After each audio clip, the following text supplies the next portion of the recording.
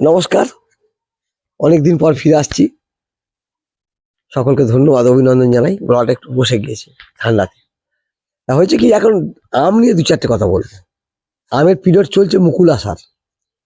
আজকের ভিডিওটা আমি করছি ফেব্রুয়ারি মাসে, আজকে 7 তারিখ, বাংলায় 23-24 তারিখ হয়ে গেল, মানে মাঘ মাসের।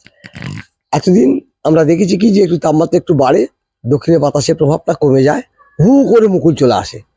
এবছর শীতটা দীর্ঘদিন আছে, আলু খুব ভালো ফলন হবে বলে দেখি। শীতটা আছে, উত্তরে বাতাস আসছে, এই জন্যে থমকে আছে। অনেক গাছে মুকুল আসছে, কিন্তু দেরি করে করে আসছে, থেমে থেমে আসছে। এই একটা সমস্যা হচ্ছে। এক্ষুনি কি করবেন আম চাষিরা? টবে লাগিয়েছেন, বাড়িতে লাগিয়েছেন, ছাদে আছে, এক্ষুনি কি করতে হবে আপনাকে? শুধু জায়গাগুলো দেখে নেন। এই গাছটা কিন্তু মুকুল আসেনি, পোকা লেগেছে প্রচুর এবং ছত্রাকও আছে প্রচুর, এই জন্য আপনাদের কাছে মুকুল আসবে না। এই ট্রিটমেন্টটা করলেই মুকুল আসবে। কি করতে হবে?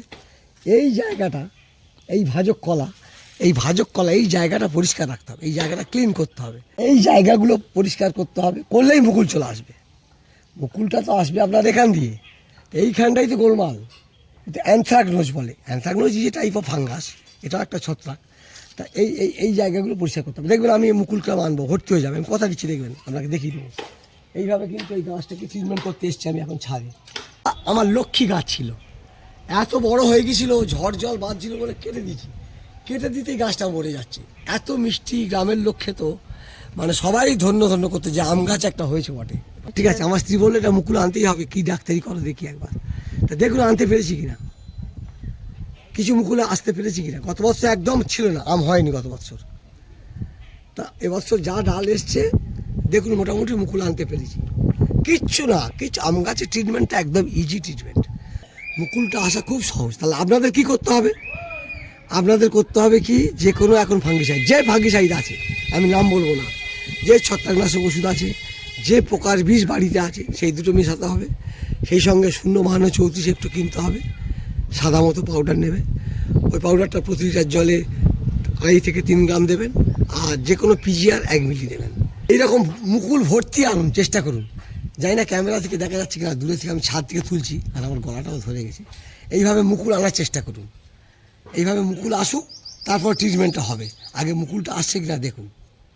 গলা ধরে গেছে, হয়তো কিছু বুঝতে পারেননি। ওই জায়গাগুলো পরিষ্কার রাখুন, হু করে মুকুল আসতে বাধ্য হবে। এই গাছটাও আমার দেখছেন, এই গাছটাও সেম এসছিল, একদম সেম, একদম খারাপ হয়ে গেছিলো অবস্থা। কি অবস্থা, একদম সব পাতাগুলো পুড়ে গেছিলো অ্যানথ্রাকনোজ হয়ে। আর পোকাও লেগেছিল, রোগও লেগেছিল। কি অবস্থা! ওকে 2বার স্প্রে করতে দেখুন, পাতাটা একদম ফ্রেশ করে ফেলেছি। দেখুন, দেখবেন আর মুকুলগুলো আসতে শুরু করেছে। মুকুল ভর্তি হয়ে যাবে। আমি পরে আবার ভিডিও দেখাবো যখন আম হবে, এই গাছটাই দেখাবো, শুধু মার্ক করে রাখুন আপনারা। দেখবেন না মুকুল একদম ভর্তি করে ফেলেছি। এইটা আম গাছ ট্রিটমেন্ট একদম সহজ ট্রিটমেন্ট, এটা কঠিনের কোনো ব্যাপার নেই। তাহলে এক্ষুনি যা বললাম, যার বাড়িতে যে যার ওষুধ আছে সেইগুলো ব্যবস্থা করুন, করলেই উপকার পাবেন।